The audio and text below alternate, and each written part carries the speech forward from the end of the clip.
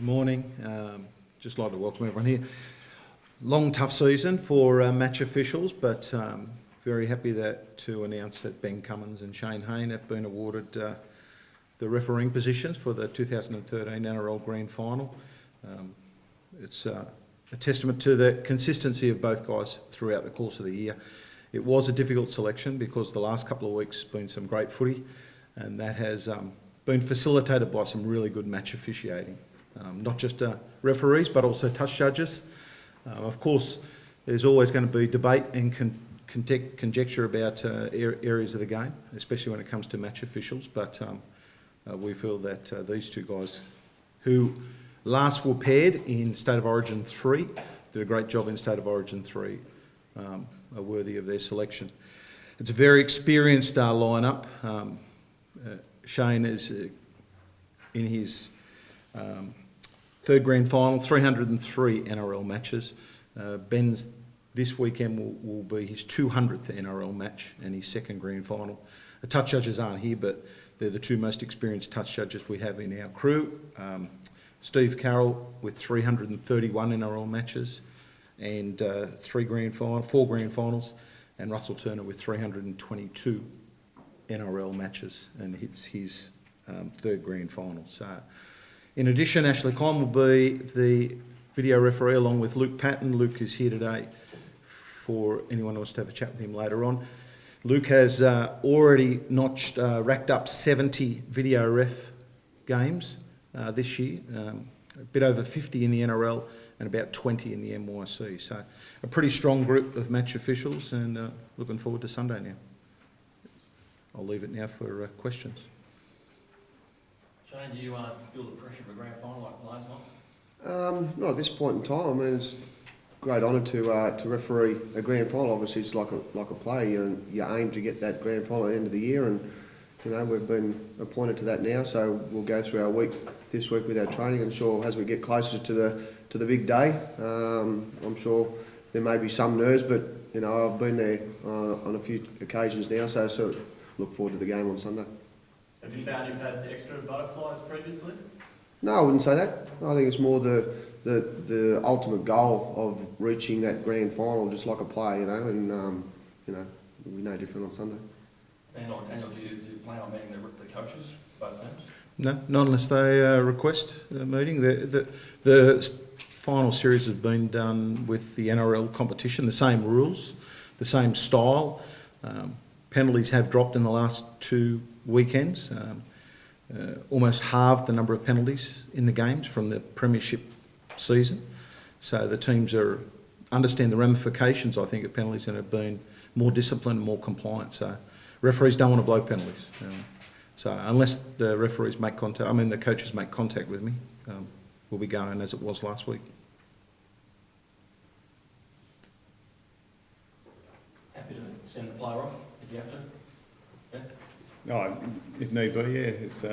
I won't be approaching this game any different. The rules are there, and yeah, if that's the case, then I'll do it. Are there any disappointed referees in the ranks? Obviously, it can be a bit of a pill to swallow for those who've probably just fallen short of the pinnacle of refereeing.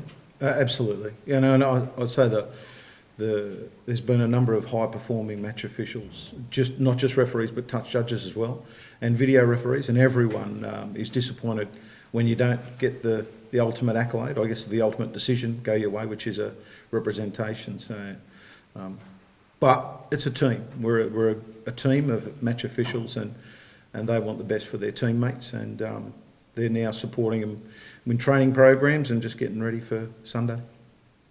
Ben, given the scrutiny on the officials, in the past few months, there is a lot of pressure on at the moment on you guys. Do you feel that? You must be conscious of it. Personally, not. You know, I know I've done the work to get here, and I'm not feeling the pressure at the moment. The footy's been good, and you know, we've been refereeing well, so no, I'm not feeling the pressure at the moment. Shayne?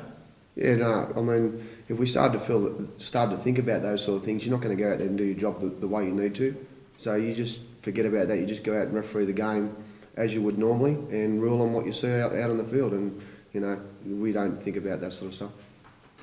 Do you guys have nightmares? Because I know... Me, No, we know after games on occasions. we know you have nightmares.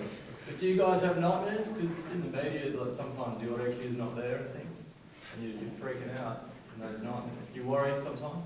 You'll make that big mistake and the scrutiny will come down like a ton of bricks on you? No, I don't. No, I've never.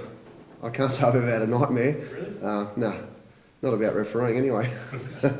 But no, you don't think about those things. You don't think about going out and making mistakes. You go out there and referee the game knowing that you're going to make the right decision every single time, and that's just the way you've got to referee a game. Daniel, since the 7 tackle try thing, do you think referee's improved? Oh, I think refereeing in the whole final series. I know we've had our blips and that was obviously well publicised, but the last 2 weekends been some great footy.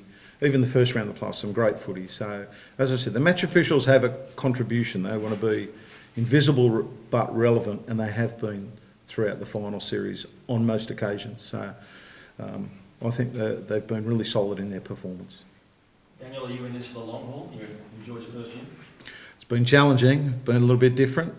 Enjoyed it, but a good group of guys. They really have the same sort of love of the game, but in a different way than fans do and coaches and players do. So I'm expecting to continue next year and look forward to it. You know, they train very hard and they want to make a contribution to the game. Parramatta's looking for a coach. Won't be me. Ben, you guys have worked together before. Do you have any extra ideas, to make sure you count the tackles right? Or? We've worked through that, and Kevy and I have worked in some big games before, and I enjoy working with Kevy, and we do a good job. So it's just pretty much business as usual. We know each other's game, and we'll work together to get the decisions right. Shayne, Jeff too, he was pretty critical after that game against Souths. Does that add extra pressure to this game? No, not at all. That happened a couple of weeks ago, or whenever it was 3-4 weeks ago. That's gone now, and we'll move on. And going into Sunday's game, we're not worried about that at all. You watch the video and laugh like the rest of us? On his actions? Oh, that's just what coaches go through. Did either of you ever expect to do more than the one grand final when you started your refereeing careers? Oh, look, when you first start out, the ideal is to at least do one grand final, especially where I came from the bush into the NRL, to do one grand final would have been the ultimate goal, and then if I retired with one, so be it, that'd be great, but to do 3 and to be still here after 300 odd games, it's, sometimes you pinch yourself, but I'm still here, so I'm enjoying it. And yourself? Yeah, just to make the NRL was a dream, and then as you get along, you tick off more boxes, and to do a grand final more than once is fantastic. It's just personally a good achievement. It's fantastic. And is refereeing strong in New South Wales? Do you think it's going to really really grow in the next few years? Are there any sort of recruitment issues down at the grassroots that need to be addressed? I know we're focused on no, that's fine. Last Sunday I was in Queensland for the State League Grand Finals and the Q Cup Grand Finals, and there were some great young referees and match officials showcasing up there. So I don't think we could always recruit more and better if it's possible. But right now, right across the eastern seaboard, there's a tremendous amount of depth just under the NRL ranks. So there's a few people coming with a rush. There's a few programs next year. Women in League officials program kicks off next year. We've got a couple of new ladies that will be involved in the elite refereeing ranks. So there's some exciting plans for 2014. Does refereeing become harder? Shayne, this question for you. Is refereeing now harder than it was when you first started out? I wouldn't say it's harder. I think it's with 2 referees now, certainly a lot easier, because we've got a set of eyes behind the ruck that we've never had before.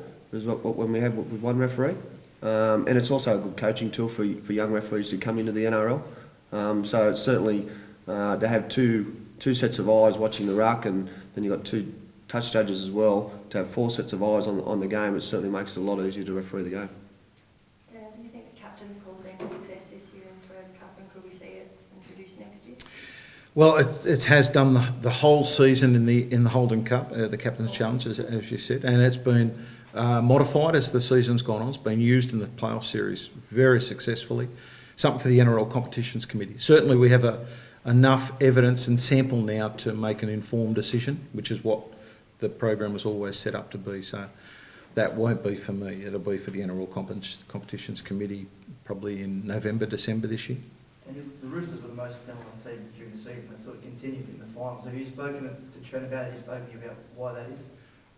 No, the boys just adjudicate. They're not under any instruction to blow so many penalties. If you infringe, then you run the risk that you're going to be penalised. It is as simple as that. But last weekend there were 9 penalties in the game versus Newcastle, so it's really not up to the referees, in my opinion. It's up to the teams to be disciplined, and these guys will. They're only looking for infringements of the rules, nothing else. Daniel, are you confident that all the areas are all sorted? Because there were some people who said George Burgess's try.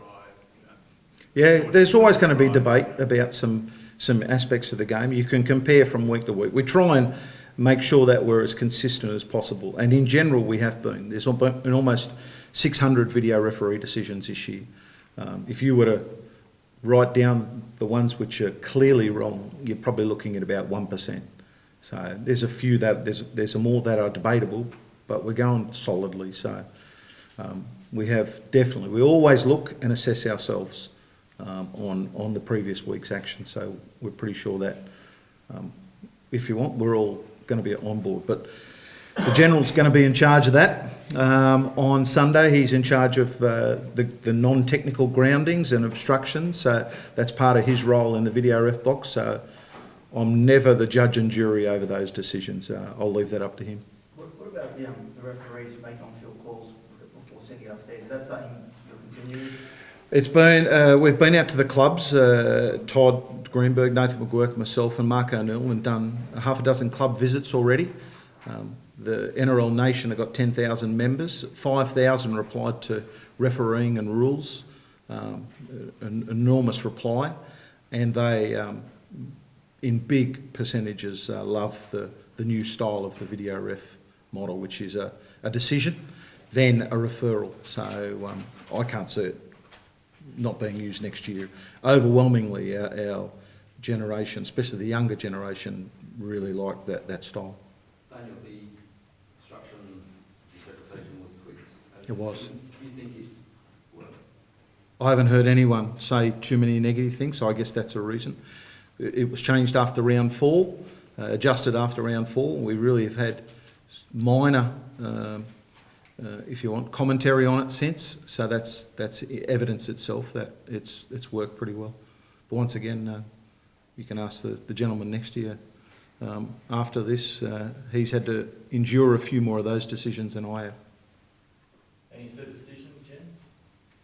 Like players? No. Boring? No. Get up, do what I normally do, and go to the footy. Ben?